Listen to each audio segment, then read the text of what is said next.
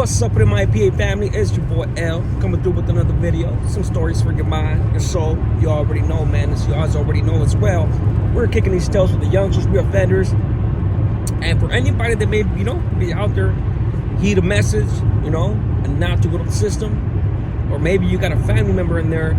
If you had a question, I've always had a question about how prison works. You guys got any questions? Drop some in the comments. Anything you might be curious about. Bet as you can tell by the good old thumbnail, that caption, man. Mississippi sex trade, man. And right now I want to talk about Mississippi.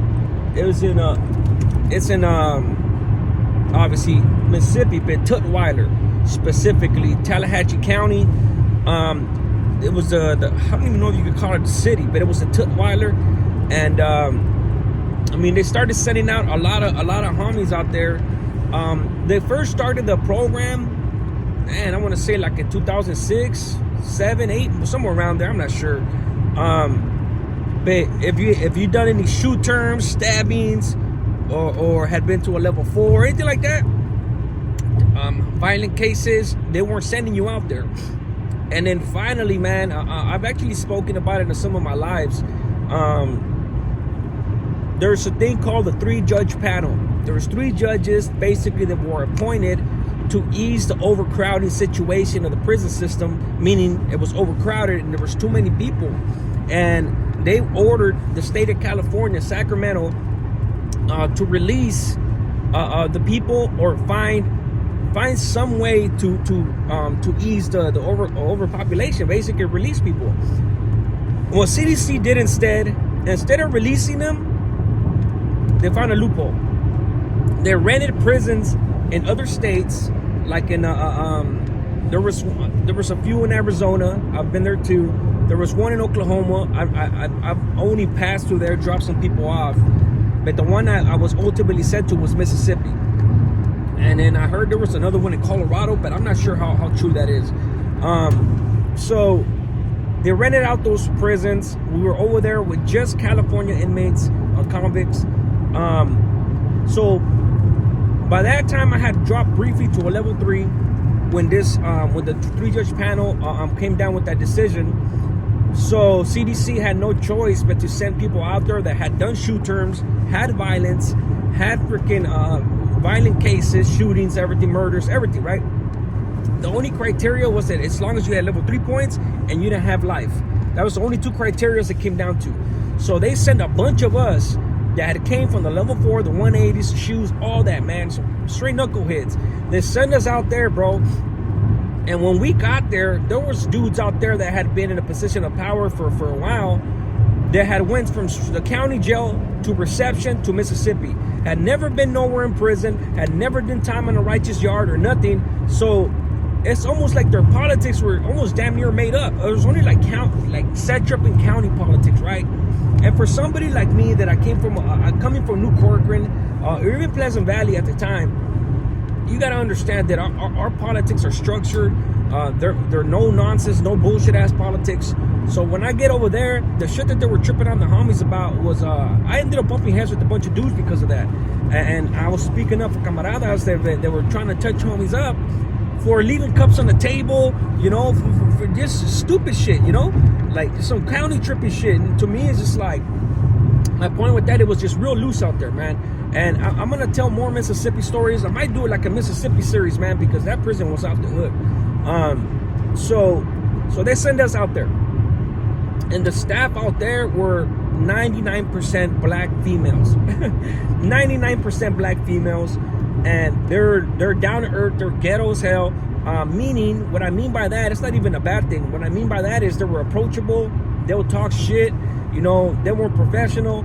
They're pretty much like just security guards, man, because they didn't even have ammunition over there, like live ammo or nothing like that.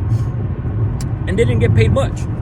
So when dudes first got out there, man, shit, there was girls getting jobs at this prison just to make money. Just to make money. There was homies, other races, whatever, paying green dots, PayPal, fucking whatever money you could pay to have them service you sexually, right? There was like a $50 for this act, $100 for this other act, So they made it a business. They were straight prostituted themselves, right? And by the time I got there, it had died down a lot, man. They actually started. The staff were still cool, but it wasn't that flagrant. It wasn't that freaking. It wasn't like a brothel no more. But you can still talk to the staff, man. We pulled one while we were there, and there was a certain one that they pulled when I was in the building, man. I was in old building, and there was this one dude. He was a black dude, man. Cool dude, man. I used to talk to him here and there. You know, he used to always be in there working out. He was a big boy, man. That fool was healthy as fuck. And one of the staff in there, one of the female staff, she was a bitch. She acted like she had a stick up her ass and shit like that, right? But I mean, obviously in hindsight, we knew why. And I got a couple of stories of staff like this. But the reason that she was doing that was to play it off. She was playing it off because she didn't want to get caught. She didn't want any motherfuckers to think that she was fucking with somebody, which she was. She was messing with that homie, or with that individual, the black dude. And the way that they ended up getting caught was, I tripped out. And I'm going to do a part 2 on this, because the one that ended up catching him was more corrupt than her, but I didn't know this at the time. And she told on her just to cover her ass. And of course, the other girl didn't know what she was doing, but anywho, they ended up going into the office at nighttime, like at 2 in the morning, 1 in the morning, and unless somebody says something, or somebody tells on you, obviously, they won't review the cameras really.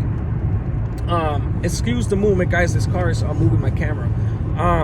So that's what they were doing, man. They had this little pattern. So the IGI, basically the ISU over there, went back, looked at the cameras, and seen how he would go in there, and then she would go in there after, or vice versa, you know, because we weren't supposed to be out there, but we had this thing called capping the doors, so we could cap the doors. Basically, we used to put a cap on the door with a string, and we used to put it where the lock was, and we used to close the door on the cap, boom, and it would lock.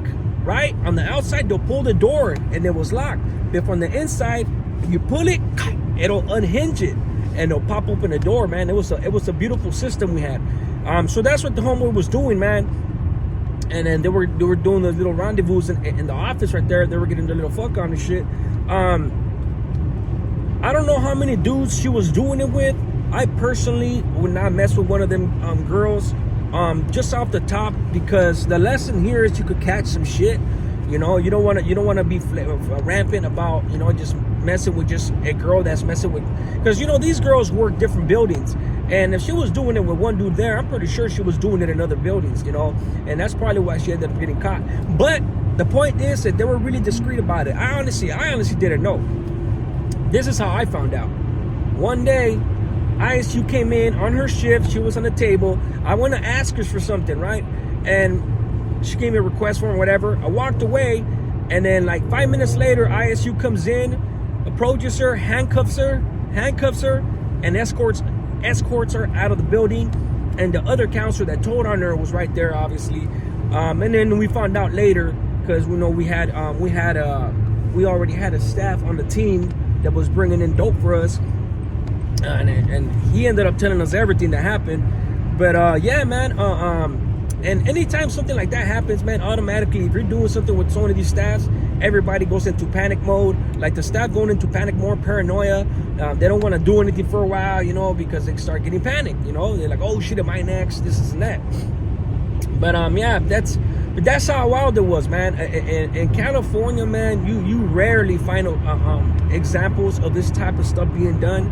I obviously, those of you that have been rocking with me for a long time, you guys know that I met my wife in prison. She was a substance abuse counselor, and I was a convict there. Man, I used to be in her class, and but my wife was righteous. We weren't in there for her to bring in dope phones or nothing like that, man. It was one of those things where we fell for each other, and that's all it was, you know. And I would be damned if I would have her bringing anything in. But yeah, man. And you gotta know who you mess with too, man. Like, I personally wouldn't have fell for somebody that was messing with just any convict or anything. She wasn't messing with anybody, man. But these other females in Mississippi, man, they didn't care. They made that shit. They were specifically going to the prison to make money, or just to find a California boy, you know, because, you know, them girls love us out there, man. They love California boys, man. Dudes in other states may not like us, but them girls, they love us, you know, and it is what it is, man. But hey, either way, man, I don't care. The lesson, and the other lesson too is, I don't care how good it gets in prison. Nothing's worth losing your freedom. Keep that in mind, youngsters. Keep that in mind, reoffenders. Nothing is worth. You can have it good in prison, get some, you know what, in there, have money, you know, be hitting and everything, dope or whatever. But it's still not as good as living a good ass life, being a family man, or whatever. Just being out here doing your thing, you know. Everything's that you do is better done in freedom than in incarceration, man. And with that said, thank you guys for tapping in, man. Hit the subscribe, hit that like button. We're on our way to 1,000 subs. For those of you guys obviously know, my last channel got hacked and got deleted. Still in the process of that. I'll give you the final verdict on that whenever the time is right. And like I always say, man, one life saved is one life blessed. A smart man learns from his mistakes, but a wise man learns from other people's mistakes. APA, bless you, man.